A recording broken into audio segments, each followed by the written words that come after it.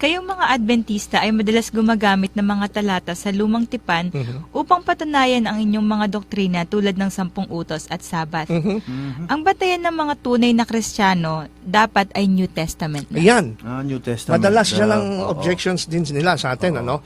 Na ngayon, New Testament na lang tayo. In fact, nanonood, may napanood akong debate Bakit kahapon. wala ba, kapatid na Ronald, sa New Testament ang kautosan ng Diyos? Wala na ba? Ay, syempre, hindi. Oo nga. Dahil yun yung Diyos sa Old Testament, Oo. at yung Diyos sa New Testament, isa lang eh. Hindi naman nagbabago. Hindi no? nagbabago, di ba? Sabi nga sa Hebrews chapter 13 verse 8, di ba?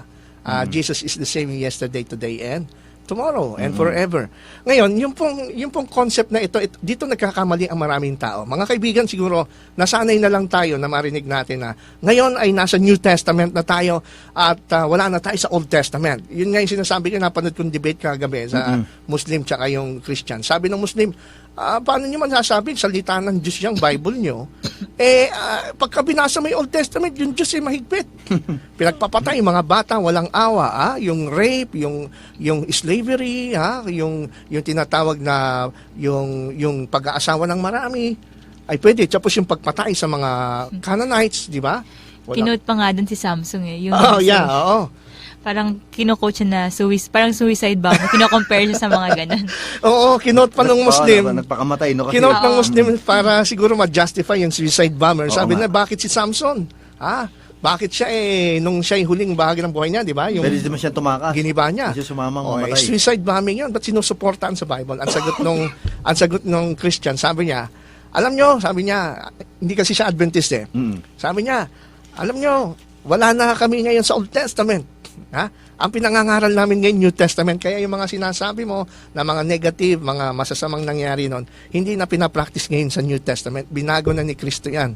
Kung dati sabi ni Kristo, mata sa mata at ngipin sa ngipin, ay ngayon sabi ni Kristo, pag sinampal ka sa kaliwa, iharap mo pa yung Ibigay mo kanan. yung kanan. So, nagulantang ako sa ganong sagot na hindi ata tama yung ganong sagot na ang mga Kristiyano ngayon ay hindi na dapat gumamit ng Old Testament. Ang totoo niyan, mga kapatid, mga kaibigan na nakikinig, pag sinabi hong New Testament at Old Testament, hindi naman tumutukoy sa aklat yan eh. Testament ay ibig sabihin niya kasunduan.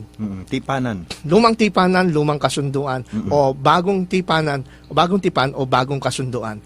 Kailan ba nagsimula yung katawagan na meron tayong division sa Bible na Old and New Testament? Dati wala. Wala naman division dati sa Bible na Old and New Testament. Kailan nagsimula yan, Sister Sheila? The terms of Old Testament and New Testament for the two collections of books came into general Christians used in the latter part of the 2nd century. In the West, Tertullian rendered Diatheke into Latin, now by Instrumentatum, and now by Testamentum. It was the latter word that survived, unfortunately, since the two parts of the Bible are not testaments in the ordinary sense of the term. Amen. Sabi dyan ng Yung pala New Bible Dictionary, yung 200 palang AD lang. nung 2nd century, ang mga apostol 1st century. So, ibig sabihin, ang Biblia po, originally, it was composed na kumpleto niyan during the 1st century. Wala ho silang tinatawag na division na Old and New Testament. Late na lang na-develop yan noong 2nd century. Tama. Kaya kung makarinig kayo ng mga pastor, mga ngaral na sinasabi nila na wala na tayo sa Old Testament. New Testament Ang na lang. gagamitin natin ngayon is New Testament. Yan po ay artificial division. Hindi ho totoo yan. Naniniwala ho tayo na ang buong Biblia, ang mga Seventh-day Adventists, naniniwala ho kami na ang buong Bible from Genesis to Revelation, yan po ay relevant pa rin hanggang sa panahon natin ngayon. Dahil parehong salita ng Diyos yan, Brother Robert. Tama yun, kapatid. Ano ba sinasabi, Brother Robert, sa ikalawang Timoteo 3:15 Okay. hanggang 17? Okay. At kung paanong mula sa pagkabata ay iyong nalalaman ang mga banal na kasulatan na makakapagturo sa iyo tungo sa kaligtasan sa pamamagitan ng pananampalataya kay Kristo Jesus.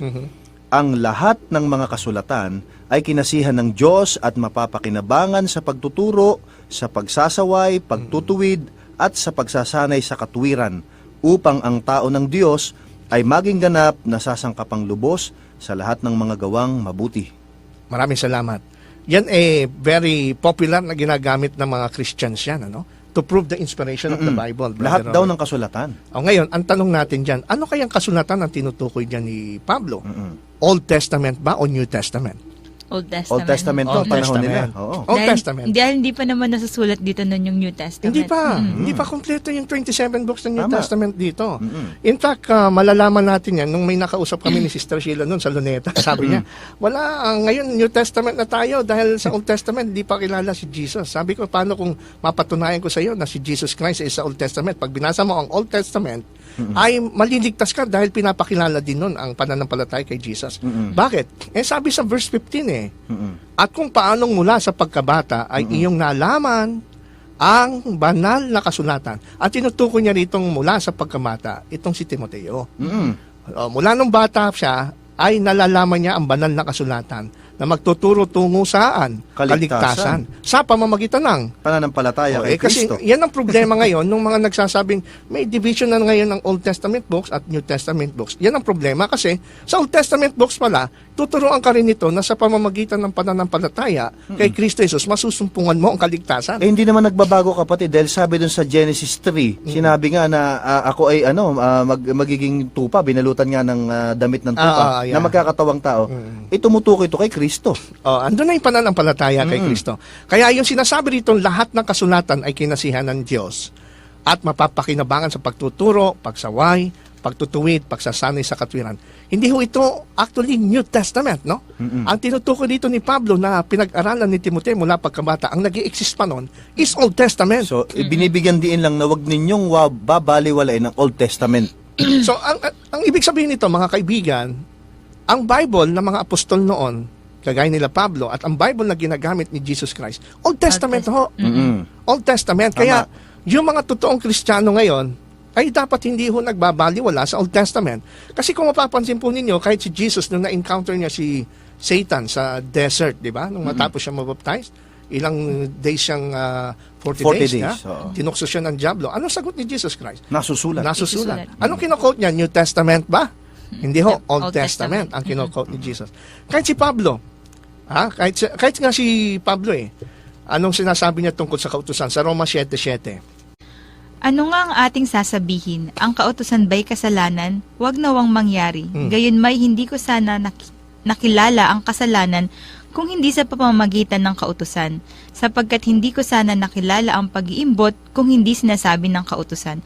Huwag kang mag-imbot. Saan nakilala ni Pablo ang kasalanan? Sa New Testament ba? Sa Old Testament. Sa Ten Commandments Ten pa. Commandments. Oh. Hindi daw niya malalaman kung yung sinasabi na huwag kang mag-iimbot. Di ba? Nasa Ten Commandments yan. Tama. Kung hindi sasabihin ng kautusan. So pagka sinabing kautusan, nire-respeto ni Pablo. In fact, Tama yan. Sister Sheila, dun sa Efesos 6:1 at 12, malaki ang respeto ni Pablo sa Ten Commandments. No? Ginagamit niya ang Ten Commandments para turuan ang mga anak na magrespeto sa magulang. Pakibasa nga natin yung New Living Translation na ito. Children, obey your parents because you belong to the Lord. For this is the right thing to do. Honor your father and your mother. This is the first of the 10 commandments that ends with a promise. Ang ganda ng translation. Efeso 6:1 at 2 po yan. Sa New Living Translation, yung first edition, Children, obey your parents because you belong to the Lord, for this is the right thing to do. Honor your father and mother. This is the first of the 10 commandments that ends with a promise. Ayun. So si Paul, nag-a-appeal siya sa 10 commandments. Hindi siya sinasabi, mga anak, irespeto niyo yung magulang niyo. Pero hindi ko alam kung saan babata yung utos na yan. Yun na nga. Kundi ang sabi niya sa 10 commandments, no? They still believe and adhere to the 10 commandments. Yan ang mga tunay na tagapagturo sa Bible. No? Tama yan. Walang dinidivide. In fact, sabi nga rito mismo ni Santiago, sa 2, Brother Robert, Santiago 2:9 hanggang 11. Ano ang turo ng mga apostol? Ito si Santiago, ito yung kapatid ng ating Panginoong Kristo sa laman, na dati hindi sumasampalataya, pero later on, tumanggap siya sa Panginoon. Nung kanya bang nakita ang kanyang kapatid na nabuhay muli sa mga patay, ay sinabi na ba niya, wala na, New Testament na lang tayo ngayon, hindi na tayo maniniwala sa Old Testament. Ganun ba, Brother Robert? 2:9 hanggang 11? Ito ang sabi.